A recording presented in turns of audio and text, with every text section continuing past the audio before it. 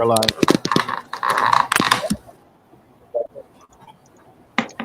Hello, my name is Mihraj. I'm a friend and supporter of Socialist Action. I do independent research on Indian politics. Today I'm joined by Suzanne Weiss, Peter Da Gama, and Rohit Ravi.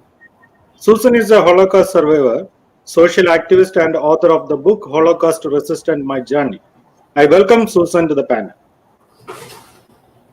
Peter Da Gama is a tenants' right activist and was the Socialist Action candidate for Toronto City Council election in Etobicoke North in 2018.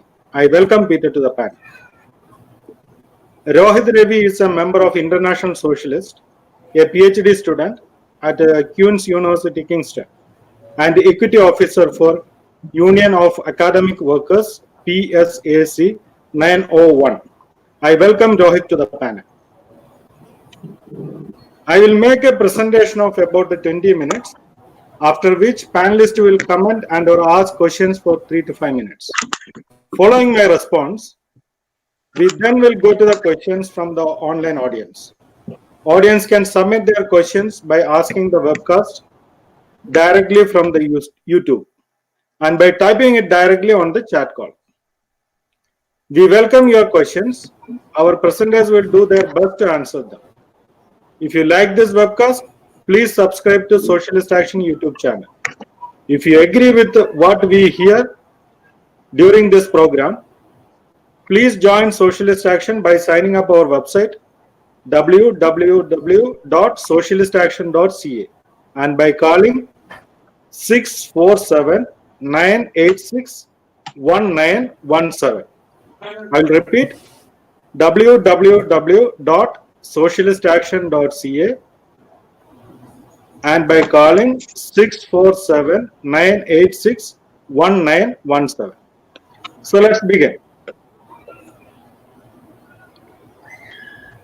Two recent incidents in India, the Kashmir problem and Citizenship Act, shook the world and brought Indian immigrants and people of Indian origin living in Western countries into the street in protest against Indian government. International media used to invent stories of human rights violations and government repressions in Venezuela, Cuba, China, and North Korea. But for the first time, these protests forced them, including the New York Times and BBC, to report the news headlines on growing human rights violations and Islamophobia in India. What are the response of government in these imperialist countries? They used to refrain from criticizing India because of two reasons. India has a large size, rich upper middle class population, whose size is more than the total population of many Western countries. With the sufficient purchasing power of this section of population, India offers a stable market for the products and services of world capitalist producers. Hope you remember that USA, UK, and France were not hostile to Hitler in the beginning period due to their selfish economic interest. So the case is same. And additionally, India is the regional military power in the South Asia with the second largest standing army in the world. So India is a dependable ally of Western imperialism to check the growing Chinese influence in the region. So the presidents, prime ministers, or government authorities of imperialist countries were very cautious while making any statement against Kashmir problem or Citizenship Act. However, why India tarnished its image among the international community? Is it a mismanagement or misgovernance of Narendra Modi? No. Modi is a seasoned politician with more than 30 long years of experience in active politics. He was the Chief Minister of Gujarat for around 13 years and now Prime Minister of India for the last 6 years. He climbed the political ladder so effortlessly and consolidated his power at each step so wisely. So it's not a mismanagement. However, Modi is known to be intolerant to his critics. He never hesitated to do any heinous crime for his career growth in politics. The best example is Gujarat genocide in 2002. So some writers started picturing Modi as power-hungry, despotic, autocratic rulers. But in my opinion, it is also not so correct. He is not like Augusto Pinochet, the military dictator of Chile. Modi is not like Ziaul Haq, the notorious dictator of Pakistan, a neighboring country of India. He is not like Indira Gandhi, an ex-prime minister of India in 70s and early 80s, who exhibited dictatorial tendencies in Indian politics and invoked the constitutional provisions of state emergency to concentrate executive power in her hand. People lived under such a despotic rulers, hated all of them. But Modi is loved and admired by millions of Indians. He is a mass leader. So if you ask him, he will assure you that Modi rule is the best rule in India, the best rule India had ever witnessed in history. Please note that many Indian immigrants in US and West Europe are very affluent community. They lobby politicians here in favor of Modi, influence the international media, and fund for the Hindu right-wing organizations in India. If you mention to them any of the incidents myself or my other panel members here narrate to you today, you see them losing their temper soon, and they will start vehemently opposing it and staunchly supporting Modi. Why so? The answer is Modi is not just a dictator. He's a popular leader. He's a personification of a movement in India. He's a personification of an ideology in India. What is that movement? It is a fascist movement. And what is that ideology? It's a fascist ideology. I'll narrate one example to show his support. From eastern UP and Bihar state of India, those are the northeastern part of India, many people had to migrate to faraway western and southern cities of India, such as Delhi, Mumbai, Hyderabad, etc., as precarious workers. During the corona crisis, during the national shutdown, they lost their job, they were starving. And many of them, along with their wife and children, were thrown out of their house by landlords. The support packages offered by government was meager and was reaching only to few of them. Around 8 million of them decided to go back to their villages. They clogged the railway stations and bus stations, but no sufficient transport arrangement. Private transport service looted who could afford their service. Indian roads were filled with the children, women, old men heading towards their home, 2,000 to 2,500 kilometers away. Human migration comparable to refugee migration during the division of British India into India and Pakistan. Some of them died on the road in the accidents. Above all, these migrant workers were being assaulted by police on the highway for not wearing masks or just for fun. To avoid police torture, some of them avoided the main roads and moved along the railway track. There are cases reported that pregnant women gave birth on the way and then continued to walk with the newborn boy. Owing to unhealthy or working conditions, many migrant workers are TB patients or cancer patients or having other diseases. They are dying on the road. Their legs, including those of small children, are swollen and bleeding due to long walk. Some of them are getting infected. What the government is doing?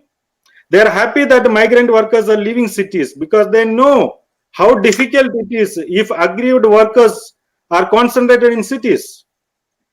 And they are busy drafting bill permitting the employers to pay for just 8 hours work and ask employees to work for 12 hours. Police force is busy in arresting student activists and political opponents of Modi during the shutdown time. And what Indian middle class is doing? They are busy in drafting Facebook posts that how Modi is more successful compared to Donald Trump in containing corona epidemic. Some Hindu right-wing groups are distributing cow urine as an ancient Indian medicine for corona. My words may sound sarcastic, but if you were closely following Indian news, you know these are not far from truth. What was the condition of the corona crisis? India is in an acute economic crisis. High unemployment rate,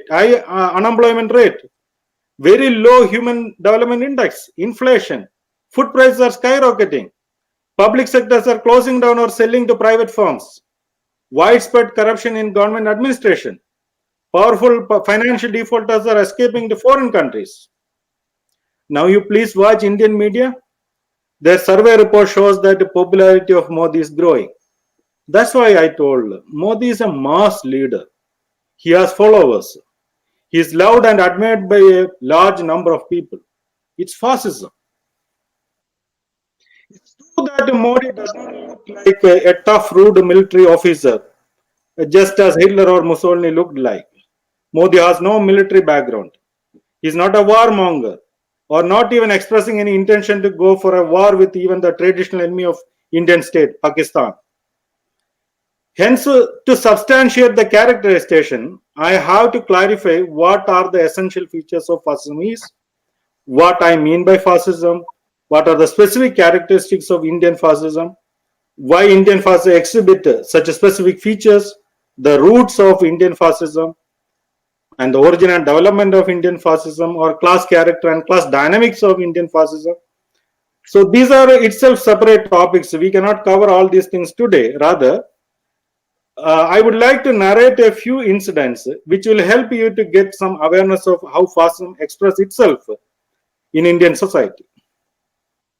So let me start with two important events. The first is Ram Janmabhoomi movement, and the second is Gujarat genocide.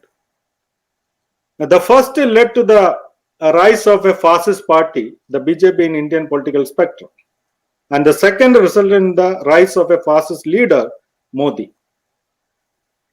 So what was the Ram Janmabhoomi movement? It was the second biggest mass movement in India after independence.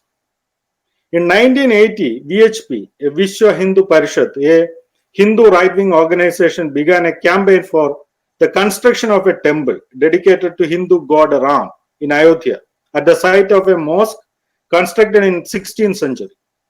They claimed that Lord Ram was born at the place where mosque is situated.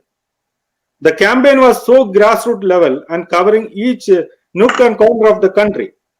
In 1990, BJP leader L.K. Advani started a rally traveling across the country, covering 10,000 kilometers, more than a month time. Along the way, he made venomous speeches, collected bricks from devotees for construction of temple. All these things triggered around 200 communal riot across India, killing 600 people and damaging millions of dollars property. And they deployed 1,500 fascist cadres, but all of them got arrested. However, they managed to get 10,000 cadres to the site. Their purpose was to demolish the mosque, but they were not successful. In 1992, they gathered again 150,000 fascist volunteers to the site, and they demolished that medieval structure in presence of senior BJP leaders, and many of them later became the cabinet ministers in parliament. Subsequent communal tensions which grasped the country caused the death of 2,000 people, mostly Muslims. A case is filed by the Muslim groups, and after 18 years, Supreme Court gave a verdict. What was the verdict? Hand over the land for construction of temple, and asked the government to find some other land for Muslims to construct the mosque. Such is the shameless fall of Indian judiciary. The political rally called Rath Yatra of Advani reminds us of historic march of Hitler with his fascist cadres to capture the power. Here, the only difference is that Advani marched to a mosque. That's a special feature of Indian fascism that I have to explain some other time. The rise of BJP is inaugurated by this incident. But I should not forget another incident, that is in 1984, in the name of flushing out the radical Punjabi separatist group, Indian state has done something similar. They deployed military forces and attacked the sacred place of a Sikh, the Golden Temple. Let me come back. In the Gujarat riot, that was in 2002. It was engineered by Modi when he was the chief minister of Gujarat. Nearly 2,000 people were murdered. Many of them hacked to death or burned alive. This included a former member of parliament. 2,500 people seriously injured, and thousands of Muslim women and girls were mass raped or group raped. Millions of dollars of property were destructed or looted. all with the support of police force and government administrative machinery. Gujarat incident marked a qualitative change in the history of religious riot in India. Why? In the earlier days, riots were erupted spontaneously, abruptly. The police or other government paramilitary forces deployed to enforce the law and order. They were less partial to a specific community. But Gujarat genocide was the first state-sponsored, state-planned, state-supported religious riot in a bigger scale. Anyhow, by flaming religious hatred to polarize the Indian society on communal lines, Modi soon emerged as a national leader. So those were the two incidents. It is very important in the history of Indian fascism. The freedom of expression is under threat in Modi regime. India is intolerant towards intellectuals, scholars, writers, media persons, theatre personalities. Indian state is afraid of them. So intellectuals have to keep quiet or speak in favor of Indian fascism. Otherwise, we will see. I will narrate some example. Anand Teltumble is a mechanical engineer and a PhD holder in cybernetic modeling. He served as executive employee of Indian corporate sectors. He is presently a professor in a management institute.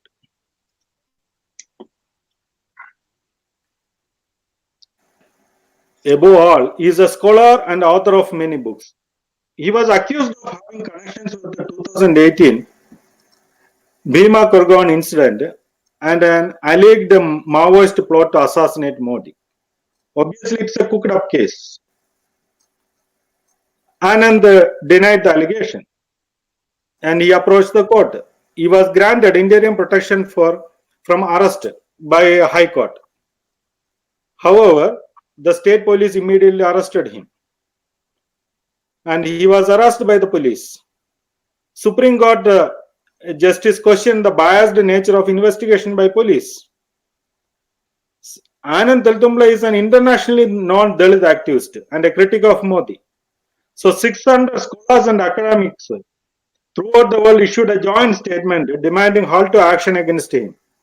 150 organizations and intellectuals, including Noam Chomsky, signed a letter to UN Secretary General asking UN to interfere. No use. March 2020, Supreme Court dismissed his plea for anticipatory bail. He was arrested on 14th April 2020. So what's the reason? He's an intellectual and he is a well-known critic of Modi. And is it an isolated incident? Not at all. I'm just narrating one example. There are multiple incidents.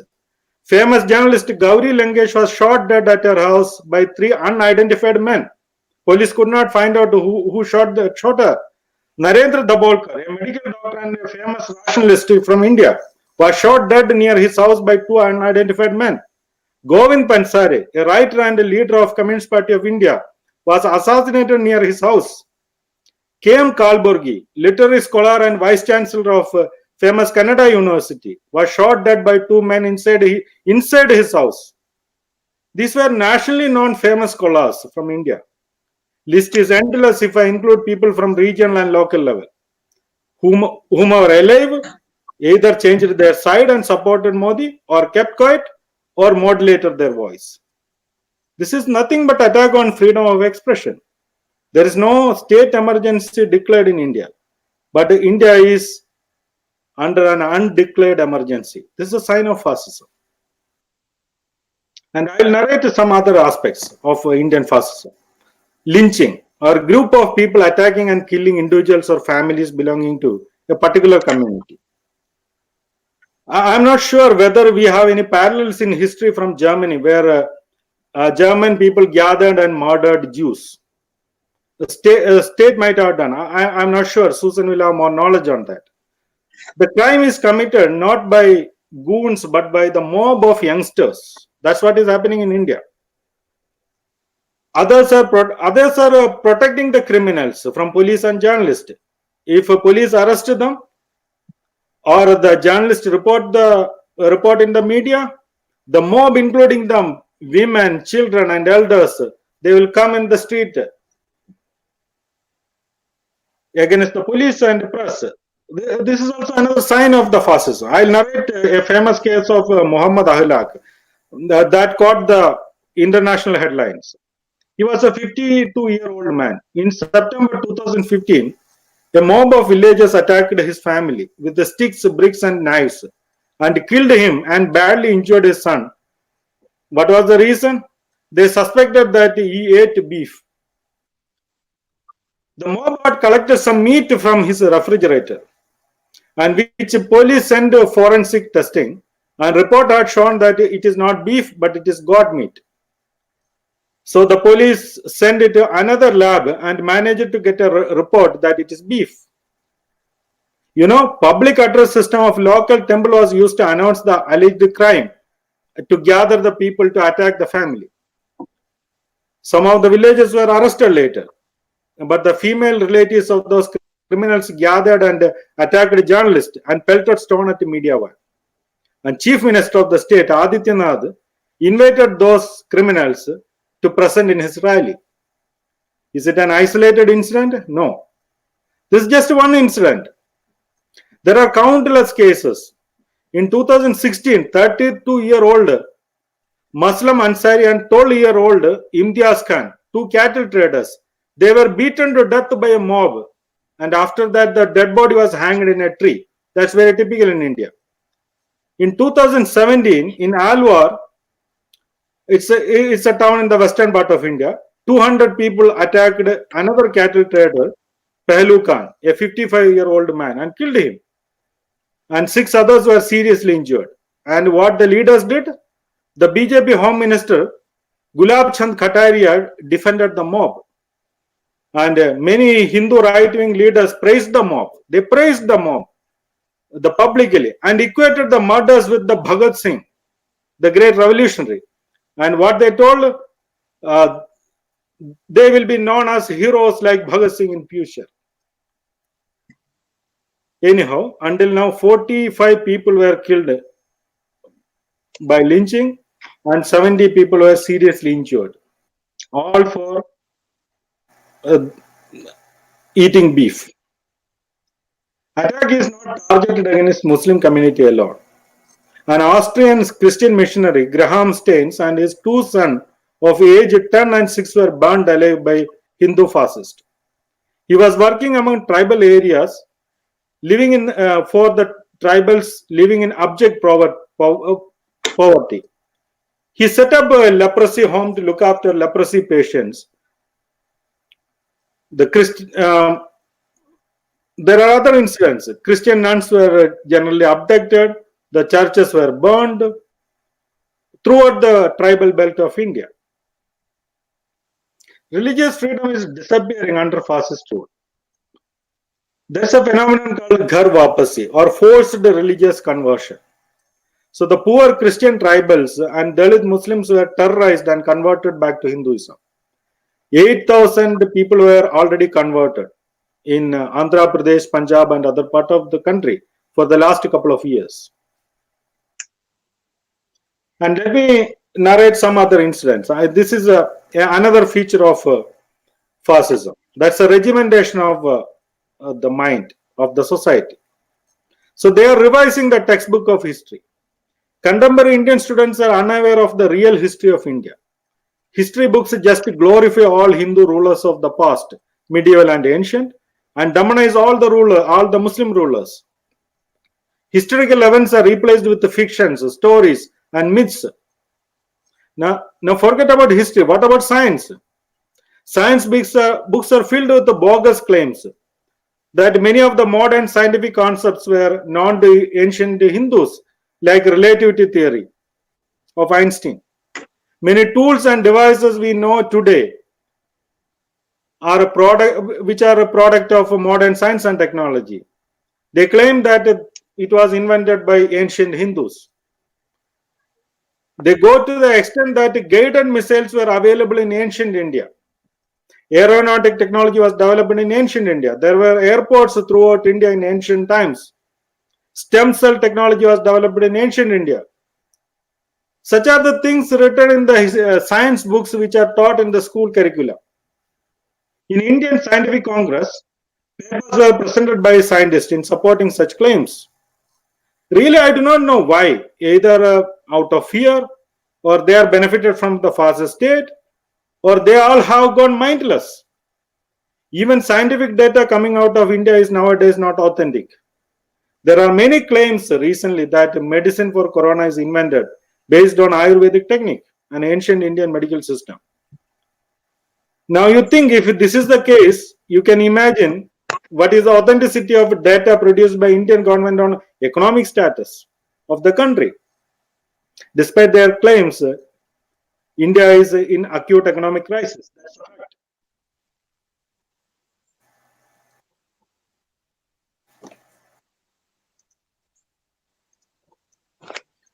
Fascist attack against all sections of society who resist or revolt is on rise.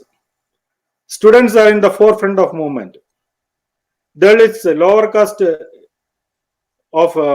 caste among Hindus, as well as women, are asserting their rights. The attack on students and staff of prominent education institutes are increasing. You might have heard the recent news in what is happening in JNU, AMU. Intelligent Dalit students such as Rohit Vemla of Hyderabad Central University were mentally tortured and forced to suicide. A minimum of 350,000 registered cases on crime against women every year for the last 6 years of Modi rule. 350,000 cases, crimes against women. And 40,000 crimes against Dalits. 8,000 crimes against tribals. These are registered police cases. And you have to understand this makes some sense because in India, in general, police never file the case. And victims and activists have to pressurize the police. Then they file the case with all loopholes for criminals to escape. You need to fight. Then even if police file the case, no investigation will be done. And the file will be closed after some time. To consistently struggle to keep the case alive. So you have to force them to do the inquiry. But they do forgery. They destroy the evidence. Then you have no money for the lawyers in the court. So, but the criminals will hire the best lawyer available in the court. And judges are in favor for the criminals. Even if the verdict is in favor for you, very rarely, then they will appeal in the higher court, and they will get the bail so quickly, and they will come and harass you. Now you imagine how many people will file the case. Still, this is the case actually. 350,000 cases crimes against women, 40,000 cases against Dalits, 8,000 cases against tribes. So this is what is happening in India. So if I had to continue, there are numerous incidents. It's the right time for me to stop now, and we will hear from other panelists. I request Suzanne to take over. Suzanne, please.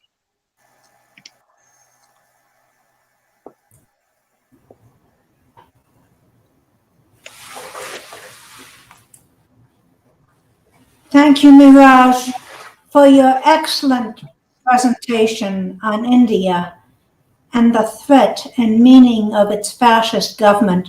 I'd like to talk about an important example of this fascist danger and what we could do to counter it. I'm speaking about Jammu and Kashmir. This is the time of the COVID.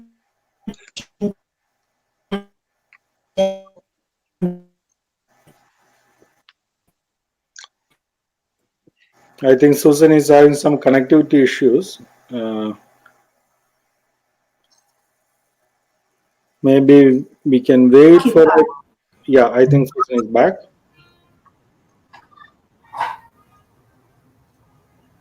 We must do the same for the people of Jammu and Kashmir, a disputed territory occupied by India. Susan, can you start over again? We had an issue from the beginning. Yeah, so we are not able to. Start over? Tell me when to start. Please go ahead, Susan. Right now. Thank you, Mihraj, for your excellent presentation on India and the threat and meaning of its fascist government. I'd like to talk about an important example of this fascist danger and what we could do to counter it. I'm speaking about Jammu and Kashmir. This is the time of the COVID-19 pandemic, a threat to all humanity and a time for solidarity and support.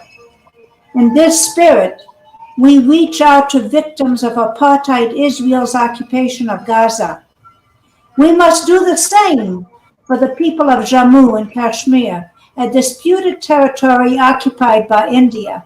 They are the majority Muslims who have suffered under complete lockdown and communications blackout. It's a question of land. India occupies Jammu and Kashmir and scrapped a constitutional ban on the sale of Kashmiri land to non-residents. Now all the land can be bought by anyone. Kashmir is up for grabs. Think of what happened to Palestine. 72 years ago, the native Palestinian population had almost all the land. Now they have almost none of it. Settler colonialism, land theft, war, and ethnic cleansing robbed them of their fields, their olive trees, their country.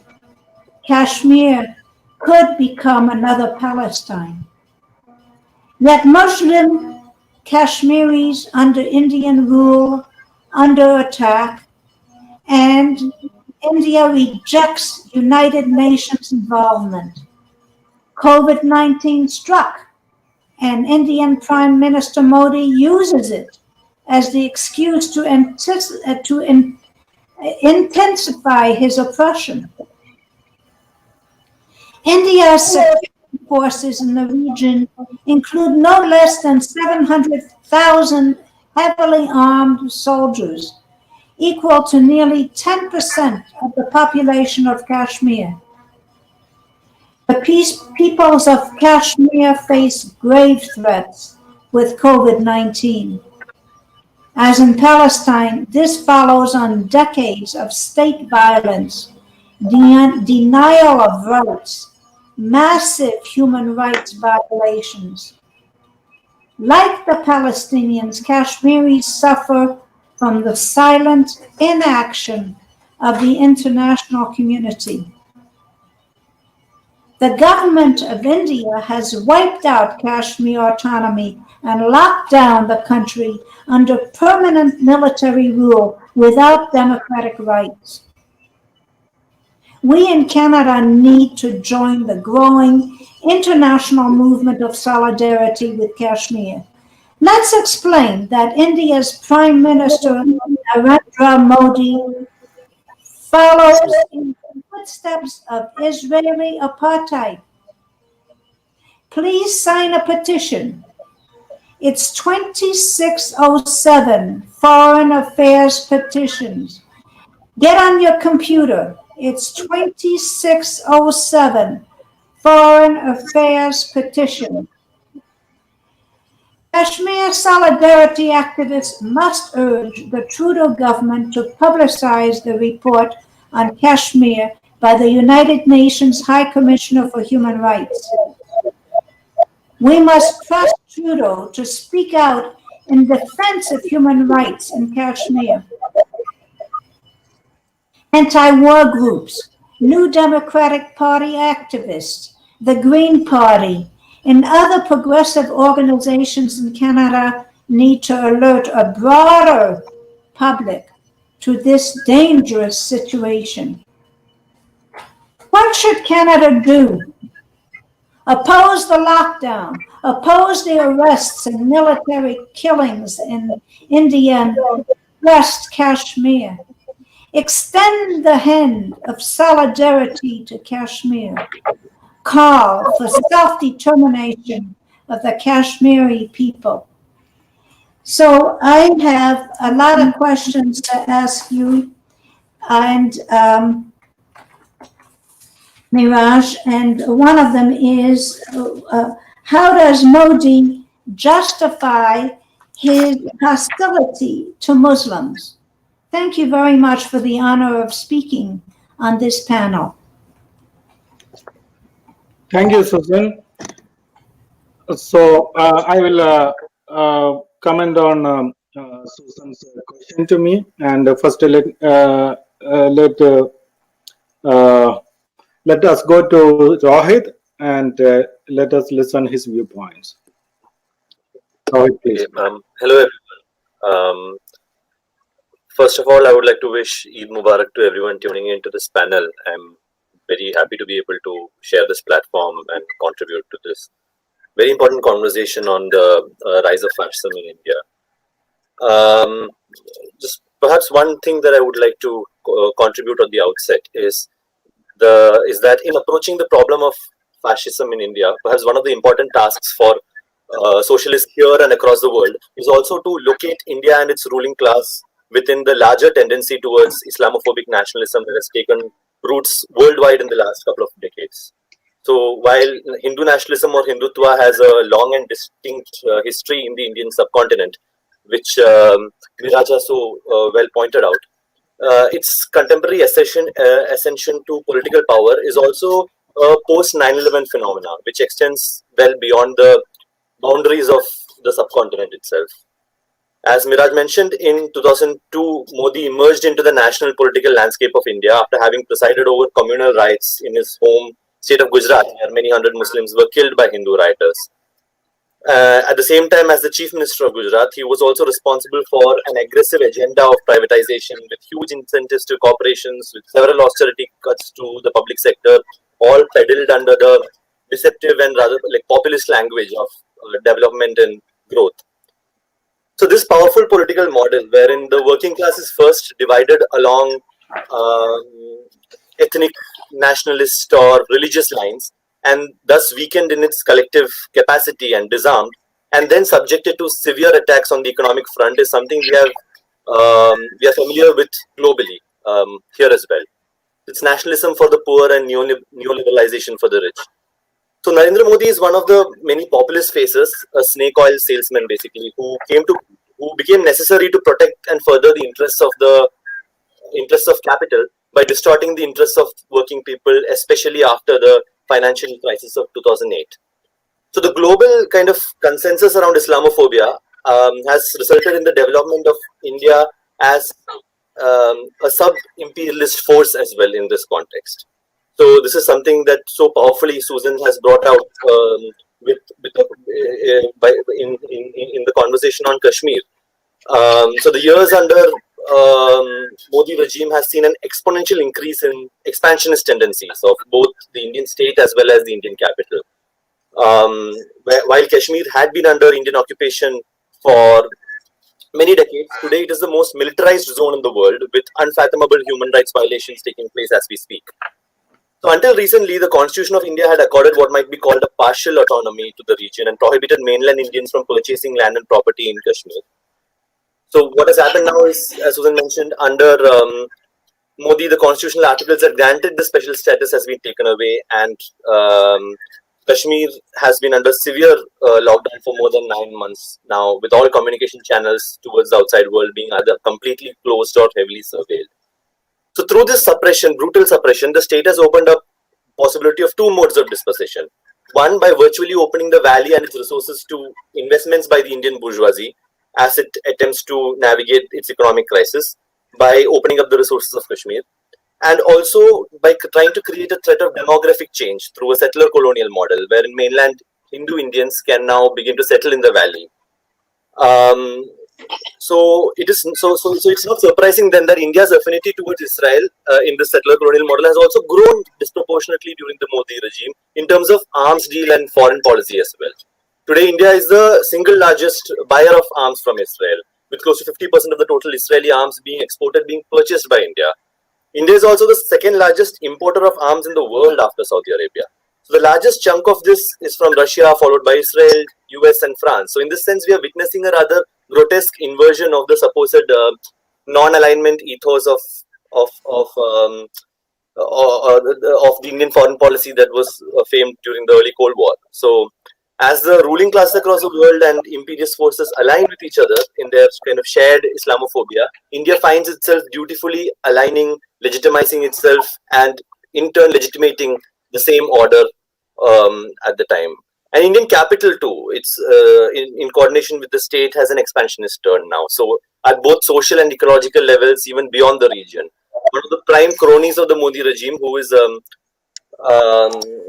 Adani multinational conglomerate, who grew kind of multifold under the prime ministership of Modi, is developing a coal mine as we speak in Queensland, Australia, the very controversial Carmichael coal mine, which has dispossessed indigenous people there from their rightful land.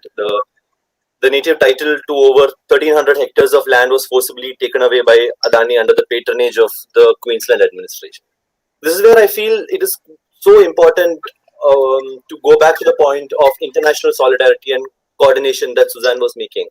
That it is not the case that that what is happening in India is solely located within the geographical territory of the Indian subcontinent. Right? We are talking about the emergence of an authoritarian fascist regime that is in close affinity and proximity along with the other regimes, such as that of Bolsonaro and that of Netanyahu and Trump. So, by bringing that to a big kind of like this kind of like maybe broader picture, my question or like my leading conversation to Mihraj would also be about the path forward, right? Like in what ways, what is the future for the Indian working class, do you think? And in what ways can the working class here bring forward this conversation? Thank you.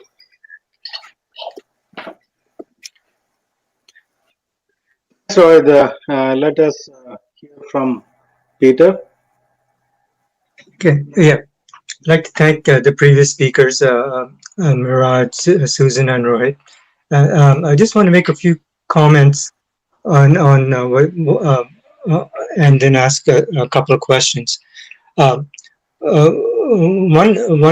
Mihraj mentioned that fascism, that he sees India as being a fascist state, and I think we have to. And he defines fascism, what his definition of fascism is. I just want to go a little bit more in depth into this. And when we're talking about fascism today in the 21st century, what we're really talking about is neo-fascism. We cannot bring equivalencies between fascism in the past, direct equivalencies of fascism in the past, and fascism now, because they are different. There was a good article in this in the Monthly Review by Kamaka Deguru, and I'll just quote some of the things he says in that. The contemporary fascism is neither the reproduction of historic fascism, that is the fascism between the two world wars, nor something completely different. And he mentions Mihraj A, who says that fascism is still around us. It is internal.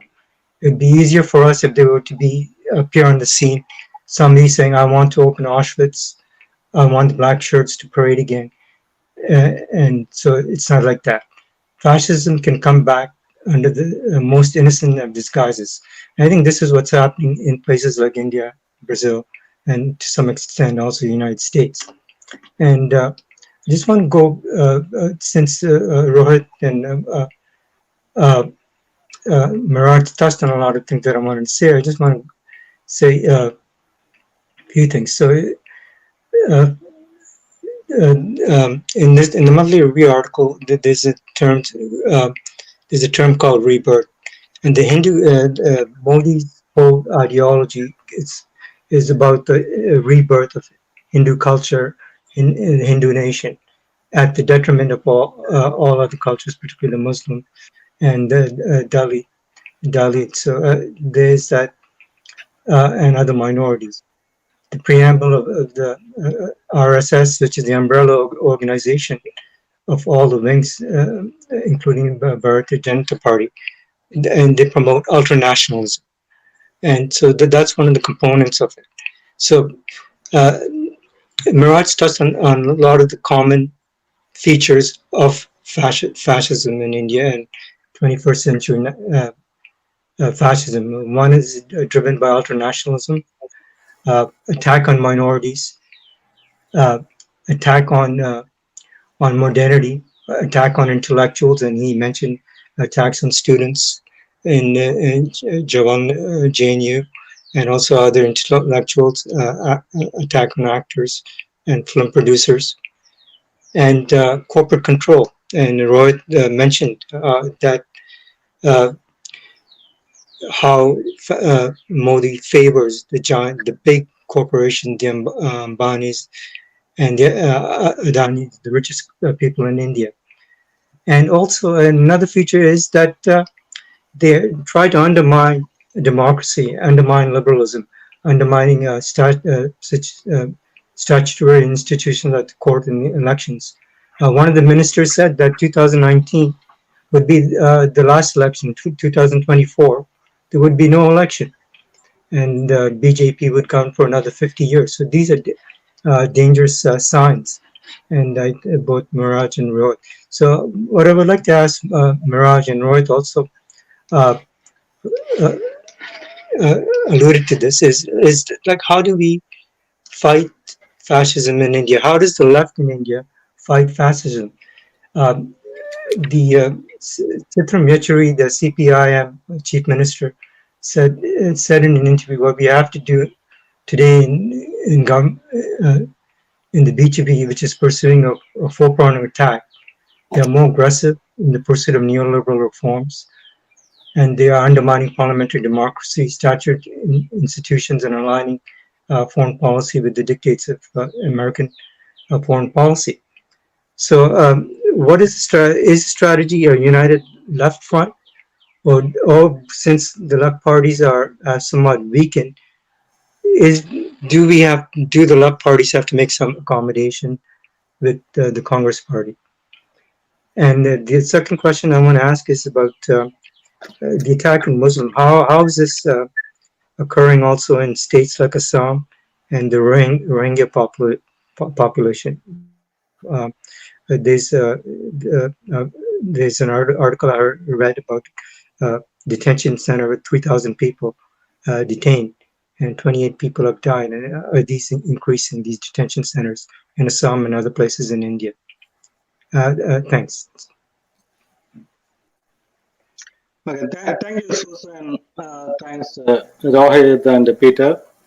So, a wide variety of questions and highlighted different aspects of Indian situation and Indian fascism. So Susan has dealt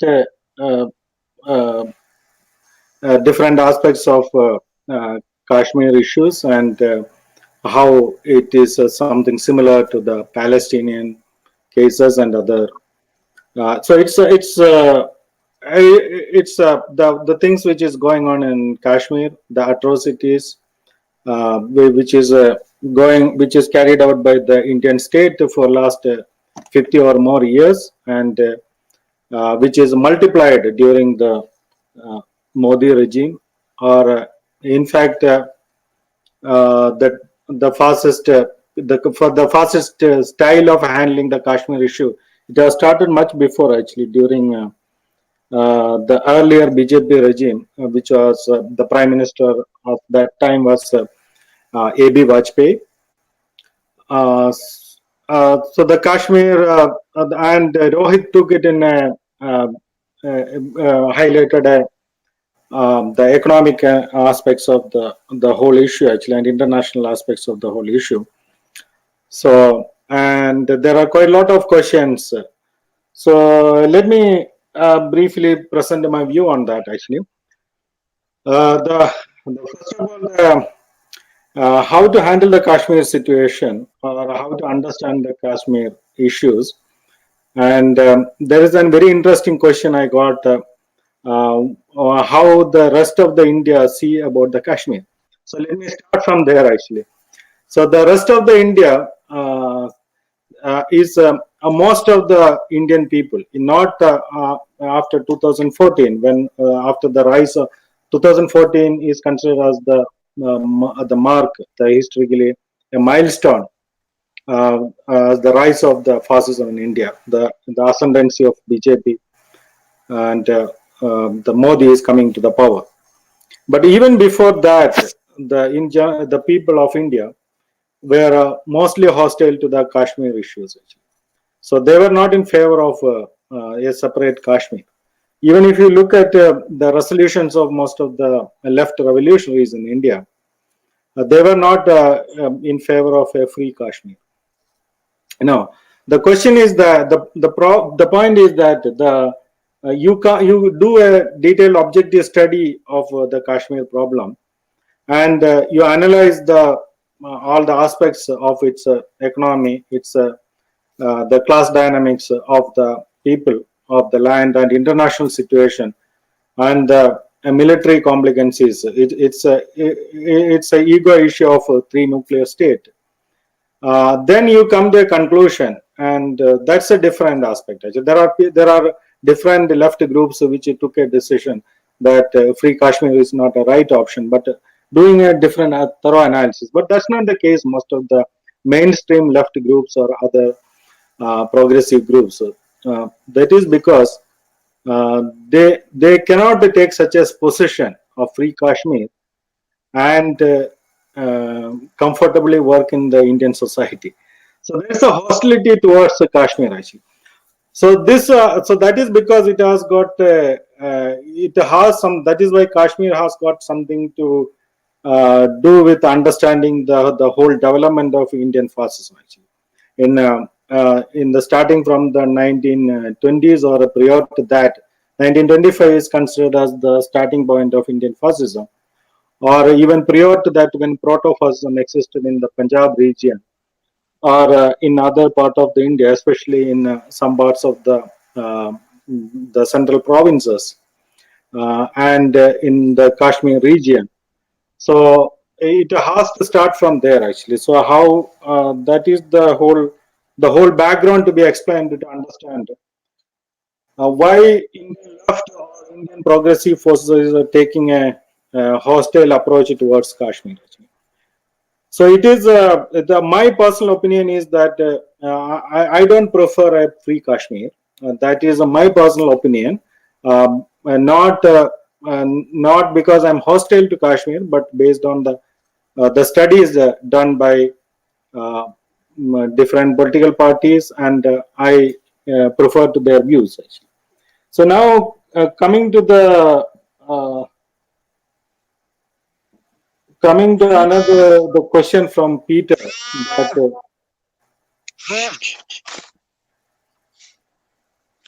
Coming to the question from Peter, so how to define the fascism and how it is different from the classical fascism. The fascism has not, in my opinion, the fundamental features of fascism has not changed from the interwar period. It's some of the if you look at the class dynamics, it still remains as a petty bourgeois politics. So now the question is actually what is petty bourgeoisie? The petty bourgeoisie of Germany or petty bourgeoisie of Italy and petty bourgeoisie of India are different. So that's the basic difference it makes. So we have to identify what are the petty bourgeois forces in India and who is leading the fascist movement in India, who is fighting that movement, and who is in the street to fight for fascism. So, and if you look at all those aspects, it's petty bourgeoisie. It's not the working class, or it is not bourgeoisie. Petty bourgeoisie heterogeneous combinations. So, and you see there is some petty bourgeoisie which are in progress even now in India. So, when we formulate a political position, how to fight Indian fascism. So I go with the traditional approach of organizing the Indian working class and identifying the allies of Indian working class. Now the problem in India is that the Indian working class is is divided. Indian working class, the trade unions, the trade unions to which Indian working class is affiliated. The biggest trade union, it is actually a sister organization of Indian fascist group. That is the BMS, Bharatiya Mazdoor Sangh. And the other next, the biggest trade union, that is affiliated to a centrist party. And then the next one, it is affiliated to a casteist party. So this is the problem actually. So and then the fourth position, we have a left trade union in which they come in the hierarchy in the fourth position. Actually. So so we bit more details to understand. It cannot be covered up in a few minutes. We need to go into the details and analyze. So I would like to hear the other questions, and maybe I can combine those the answer with those questions and go ahead. So I would like to take up further questions from the audience. All right. We have several questions from the audience. So our first question is from Barry Weisletter, and he asks, as a far right-wing populist, how does Modi appeal to Hindu nationalist workers? How have CPIM and other reformist parties alienated workers, leaving them susceptible to the BJP? The next question is from Ellen Ramsey, and she asks, what is the status of women under Modi?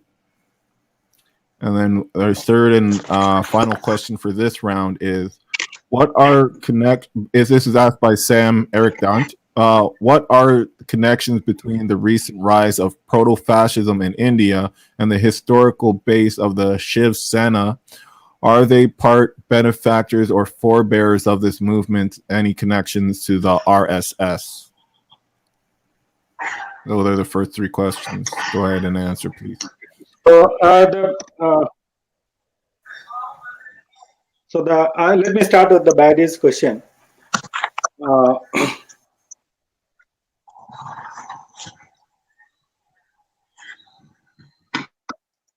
Okay, I lost my note. Kurt, can you please repeat the questions? I'm sorry for that.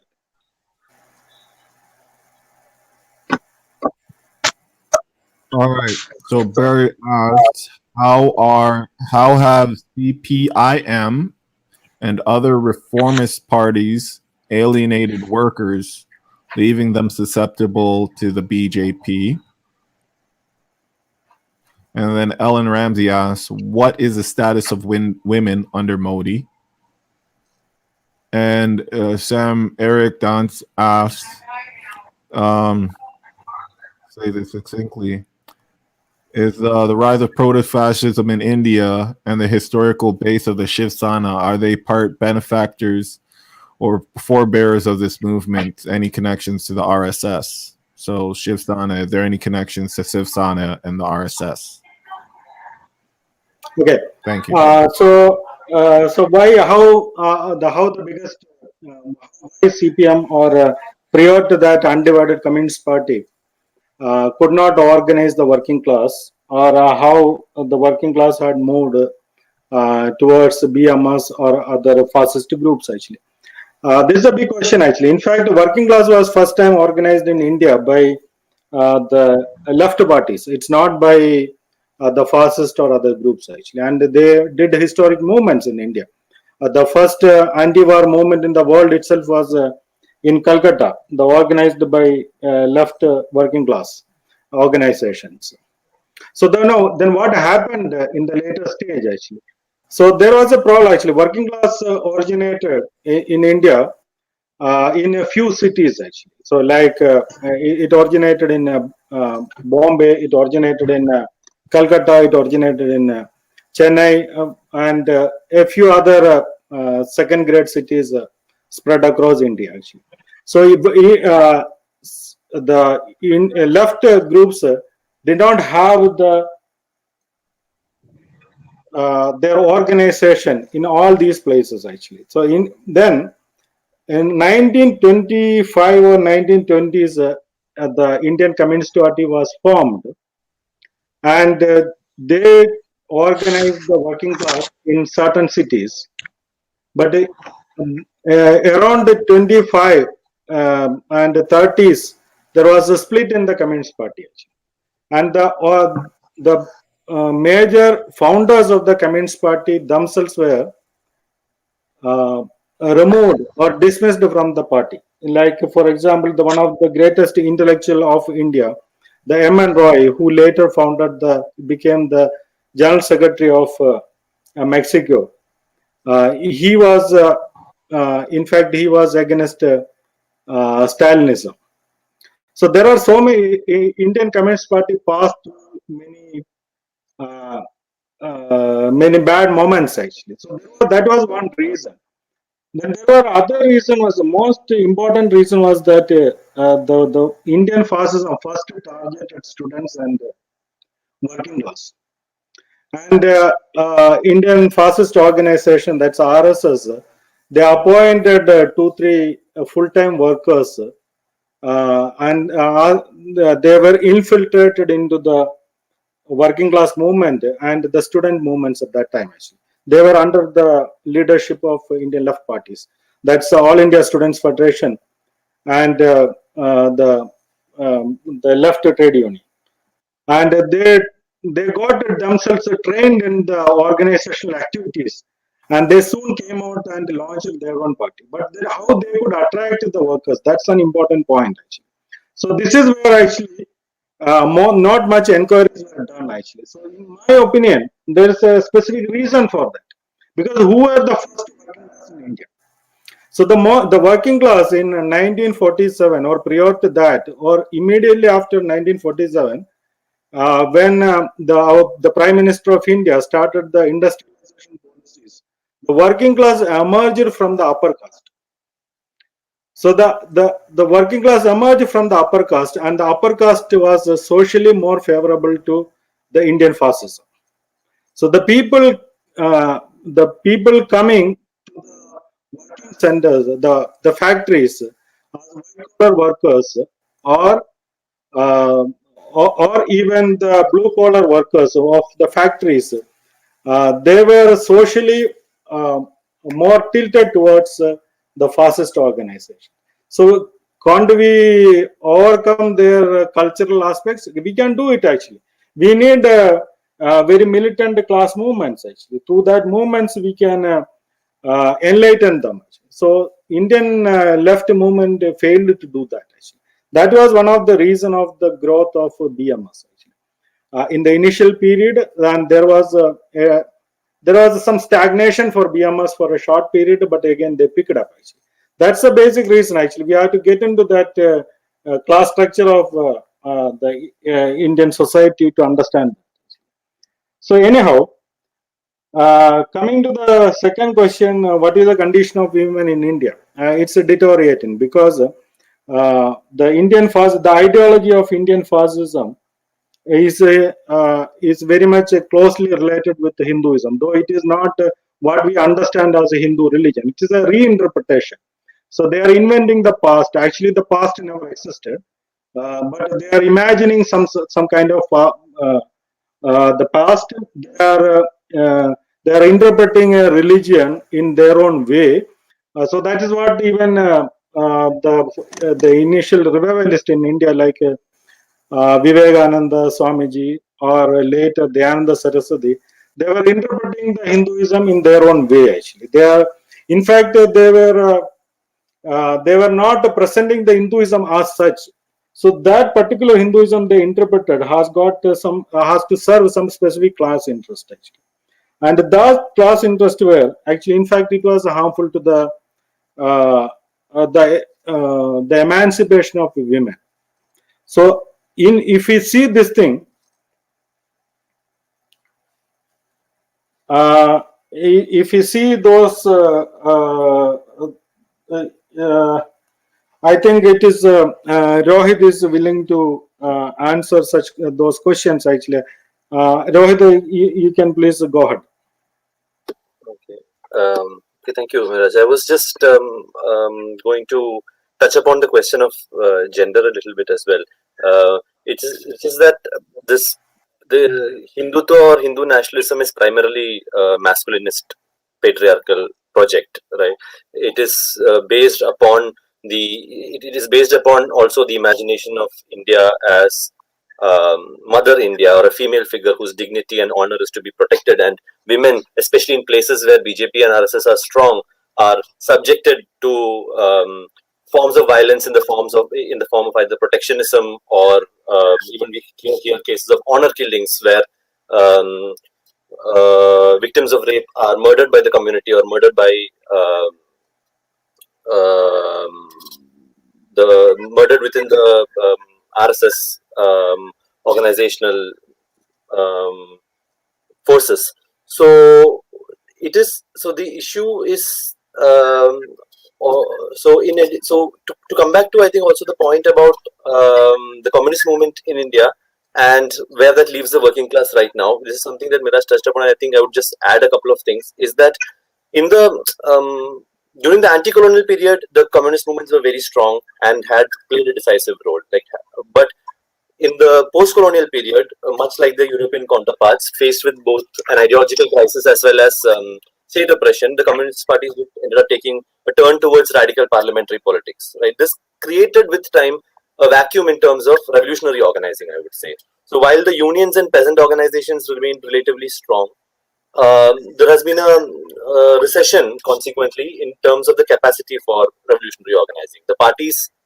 The communist parties committed themselves towards building regional social democracies in provinces such as Kerala, Tripura, and West Bengal, resisting the neoliberal pressures of the central government. But in the recent period, the parties have lost power both in West Bengal and Tripura as well. But they remain strong in Kerala and continues to kind of resist Hindu nationalism in that limited capacity. But the real strength of the working class, I would feel, exists at the level of peasant organizations and trade unions, which we were able to witness the historic strike of January 8th, where 250 million workers went on strike,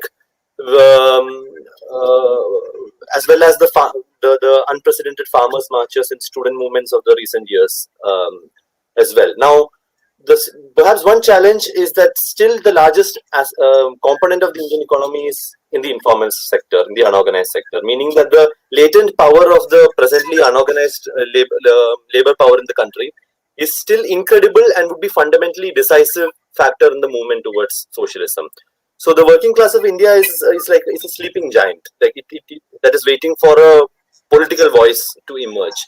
Now, whether that comes in the form of a new organization is something that will have to be seen, because the signs that we have seen in terms of the anti-CAA protests, which were massive and unprecedented in the recent times, right? We have had students, civil society out on the streets together, new leaders emerging, especially from autonomous Dalit organizations such as Chandrasekhar Azad Ravan, and the growth of autonomous Dalit organization has been incredible over the past period. So the challenge that we have, especially in the wake of the pandemic, because the already fragile economy might not survive the pandemic.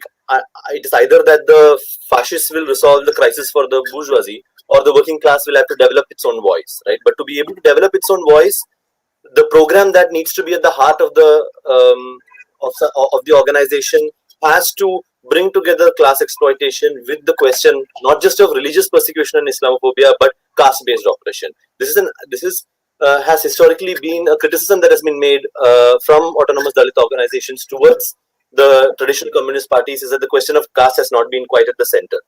So caste, and without going too much into detail, it's a kind of oppressive social stratification that is the core of the Vedic Hindu religion, right? Which structures the Hindutva imagination as well. So the working class needs to step up as the tribune of the oppressed, as we say. So because now is a period at which we have the option between either socialism or barbarism, which, especially since we are pressed upon by the economic impacts of the pandemic that are to be followed. So the formula for this is the question that everyone is trying to figure out. But that such a program needs to be at the heart is what I would like to just contribute towards. Okay, thanks, Ravi. Actually, stepping in and giving highlighting those points. Actually, yes. Yeah, it's a the questions are really complex when we ask actually what is the solution, because nobody knows the future and how to go ahead. It's not so clear. So the basic point is that actually, yes, as Ravi correctly pointed out, the majority of the working class is unorganized sector, but the problem Indian left movement or Indian left political organization faces that actually, when we think about the socialism, how to capture the power, actually. So that can be done by the organized working class, actually. And so how to bring the unorganized working class and how to tie it up with the organized working class. This is the biggest question, and Indian working class organizations has to think over it, and they have to develop. That's a challenge in front of the Indian left movement, actually, how to unite them, as well as the Dalit movements. Actually, most of the Dalits, though it is coming as an identity politics, most of the Dalits are in fact unorganized workers, and they are the in the rural sector they are landless laborers, actually. So, but they are not coming in with a class consciousness. So, how to bring them and tie it up with the organized working class movement who can really take over the industries, or who can really lead the revolution in India. That's the biggest task, and that's where many ideological developments has to take place in India. So let us now listen what the Suzanne has to contribute in this. Suzanne, you have something to add upon here? I think that Mihraj and Rohit have done a really good job. I don't need to ask any questions. Thank you, or answer any questions. Thank you. So, Kurt, any further questions from audience, or shall we wrap it up? Yes, we have still quite a bit. I believe you already answered this question, but I'll ask it anyway. So Elizabeth asked, what does fascism mean in 2020? We know about historic fascism. Need to hear more about present day. I think we need more international opposition. So that seems more like a statement, but she did lead with a question. The next question will be from Ellen Ramsey, and she asks, where is the strongest resistance coming from? And I believe she means in resistance to the BJP and Indian fascism. Barry Weiss letter asks, in Italy in 1920s and in Germany in the 30s, petty bourgeois and big business backed the fascists to crush the threat of workers' revolution. In India, was there any threat of socialist revolution? And then the final question, is from Barry Weisletter again. Many South Asian workers live in Brampton. NDP MPPs represent some of its electoral districts. Is this an area where a campaign against Modi's abuses and Trudeau's support for him can be waged? Okay, those are our last questions. Okay, so these are the typical questions, especially when we characterize Indian situation as fascism, we have to face. Is there any threat of revolution, whether Indian fascists are directly attacking Indian working class or not? So sometime back, another audience, there was a question I received. What's the role of Shiva Sena? Shiva Sena is the best. It's outside the spectrum of the present Indian, the dominating Indian fascist group we call Sangh Parivar. It's outside that spectrum, actually. Shiva Sena, there are multiple such a fascist group. Why there are multiple fascist groups? To understand that we have to go into the class dynamics, actually. Each represent different petty bourgeois groups, actually. So if we take the case of Shiva Sena, that's a good example. Shiva Sena was founded and it has grown by crushing the working class movement in Bombay region, actually. So they were famous for that actually. Many textile workers, and Shivasena is hired by the owners, textile shop owners, textile factory owners to crush the working class movement. And they are grown, they are funded by them. And there is one of the famous the leader, trade union leader, I forgot his name. He was in fact shot dead by Shivasena. And so these are very interesting examples actually. It does not mean that Indian fascism is not directly against the Indian working class. It's against. Why they are not coming for the massacre against Indian working class, or they are not directly attacking working class? That's because Indian working class is not posing a threat from the class perspective. That's the point. Indian working class is organizing in a different form actually. The one thing actually Revi was pointing out actually the Dalit assertions. It's a different form they are asserting. So it's a complex subject to be discussed actually in a short period. So it's in fact we can show that actually Indian fascism is going against Indian working class. And secondly, there is a close tie-up between the Indian fascism and Indian bourgeoisie. Indian fascism, petty bourgeoisie cannot form a state of itself. It has to work within the infrastructure generated to serve the interest of the bourgeoisie. So obviously, as Ravi was telling about Modi during his rule, so he was famous as a developer who implemented the Modi, Jayalalitha. There are so many other people of that time. Chief ministers were very popular in India, like Chandrababu Naidu in Andhra Pradesh. They were popular for implementing globalization, privatization, liberalization policies, which opened up in 1990 by Indian National Congress Prime Minister Narasimha Rao. So they basically fascists has to serve the interest of the state, interest of the bourgeoisie. Without that, they cannot survive. But this is the fascism to be understood as a different form of political reaction actually, and so it ultimately it has to exist only by serving the state. So there are. I think that's the question. Then what else the question? Yeah, in Brampton we can do.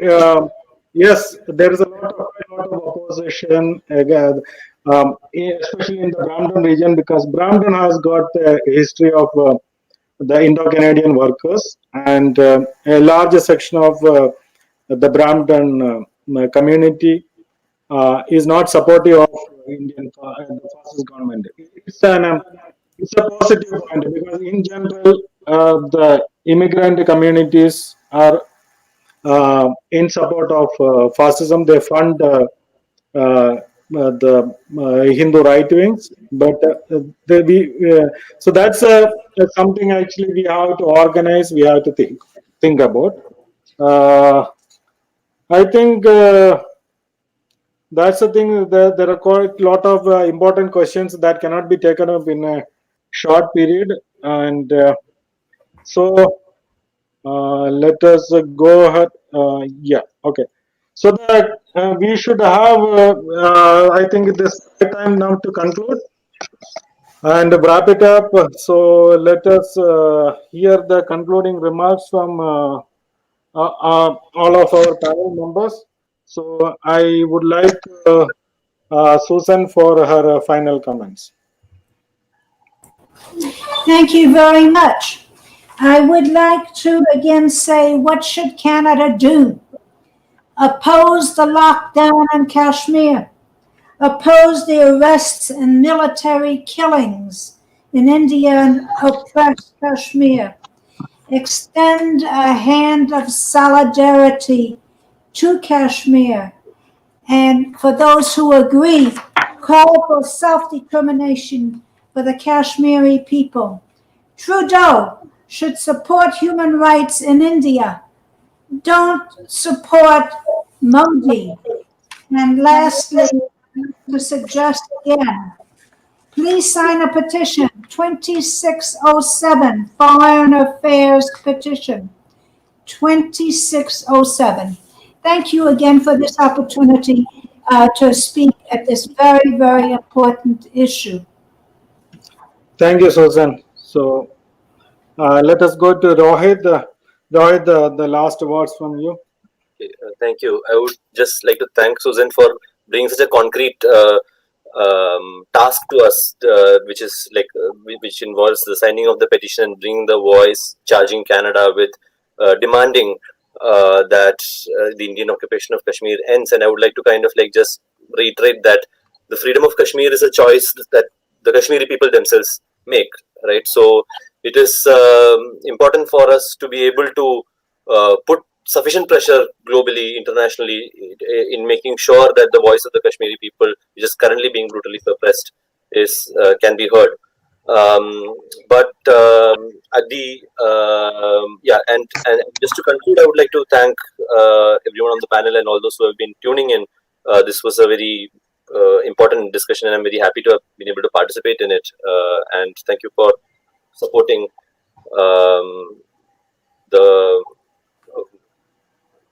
those who have been in resistance of the Modi regime in India over the past few months. Thank you, Rohit. Peter, the last words from your side. Yeah, I think our task here in Canada and SA is to express solidarity in a real way with the struggles in Kashmir. And one of the things we can do is in Canada, we can assert for reserve for free Kashmir, self-determination for the Kashmiri people. Recently in the UK, the leader of the party, Keir Starmer, said the situation in Kashmir would be decided by Pakistan and India. But I think the situation in Kashmir should be decided by the Kashmiri people and have a right to self-determination. And in terms of the situation in India, we need to express solidarity because we know, for example, in the States, there's very close ties between the Trump regime and the Modi regime. And we need to fight policies, for example, anti-worker policies here in Canada, particularly during the coronavirus, when people are being put into sent back to work in unsafe conditions. And in India, we've seen the migrants forced to walk thousands of miles back to their villages. So these are both these governments are expressing anti-worker solidarity, and we should come out and against these policies and support the workers, and in very real ways. So thanks. That was a wonderful conclusion. So I think you properly comprehended what we have to conclude. So now let me thank Susan, Weiss, Peter, and Rohit, to our wonderful producer Katyang in Mississauga, and everyone who participated in tonight's conversation. Please consider buying a subscription of a Socialist Action newspaper. It's only $25 for 1 year, delivered to your door. To fill out our form, just visit our website www.socialistaction.ca. So I'll repeat, www.socialistaction.ca. If you would like to talk to us about joining SA, write to socialistactioncanada@gmail.com or just call 647-986-1917. I'll repeat, write to socialistactioncanada@gmail.com or just call 647-986-1917. Once again, if you liked the show, please subscribe to Socialist Action YouTube channel. The next Socialist Action webcast is titled The Truth About the Venezuela. It will be live streamed on Thursday, May 28th at 7 p.m. Eastern Time, featuring Carlos J. Ron Martinez, Vice Minister of Foreign Affairs of Bolivian Republic of Venezuela. Carlos Ron will be joined by Barry Weisler, Emily Steers, and James Spencer. I also draw your attention to Socialism 2020 and International Education Conference online, Saturday, June 6th, with sessions at 4 p.m. and 6:30 p.m. Eastern Time. 4 p.m., the topic is Capitalism is the Virus, Pandemic, Climate Change, Economic Ruin and Authoritarianism, with the speakers from Italy, France, Canada, and USA.